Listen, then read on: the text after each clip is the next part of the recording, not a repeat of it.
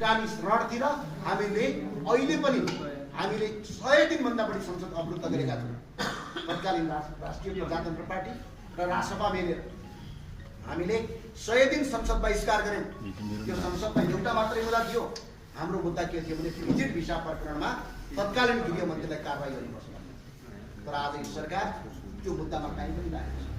बरु के गरेको छ, एउटा कर्मचारी समाज गरेर जनतालाई बल्ल पारेको छ। हामी स्पष्टका साथ भन्न चाहन्छौँ, यो सरकारको औचित्य न यो जनताबाट निर्वाचित सरकार हो, न संसदबाट स्थापित सरकार।